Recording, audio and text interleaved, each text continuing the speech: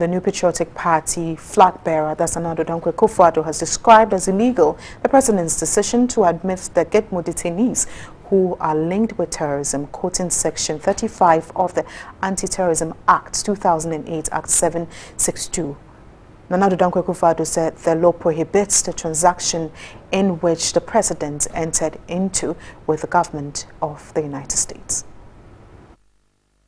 I'm certain that if Alhaji bin Salih were around today, he would be horrified at some of the careless language being employed by some in the discussions on the resettlement in our country of former Guantanamo Bay detainees. Alhaji bin Salih stood not just for the New Patriotic Party. He stood and fought for the peace and integrity of Ghana. He believed in religious tolerance.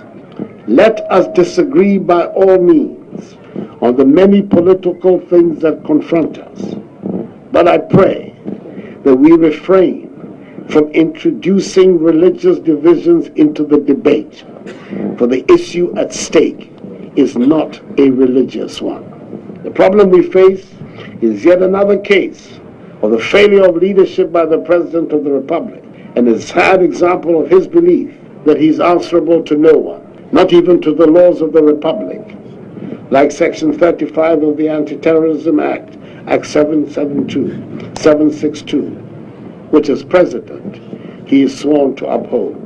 That law prohibits the transaction into which he has entered with the United States government. Lawlessness at the highest levels of the state cannot produce good governance. Since he claims that only Presidents Rawlings and Kufuor have the right to criticize him, I would have wished that he had found it worthy to consult both of our two former national leaders before he took this grave decision that has consequences for us all. If he had done so, the Ghanaian people may have well been spared the disquieting anxiety in this time of justifiably heightened fear of global terrorism, that we are being led by a president who, ostensibly in the name of compassion, prefers to ignore laws designed to defend the most sensitive area of all, our nation's security.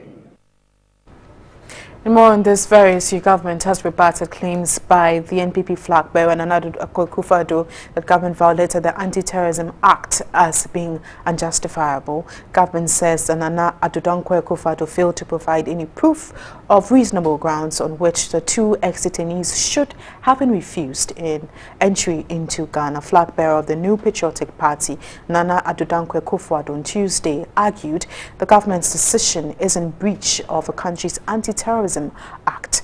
A statement signed by the Communications Minister, Dr. Edward Omanibuama, government wishes to place on record that at all times it has acted strictly within the law regarding the two detainees. It denied claims that the two are or linked to any terrorist group. It quoted the 2010 report of the Executive Order Task Force, 6 U.S. government agencies, which it said does not classify the two individuals as terrorists. On January 6, the US-based Fox News reported that the two are not taxi drivers or cooks, but people with terrorism background.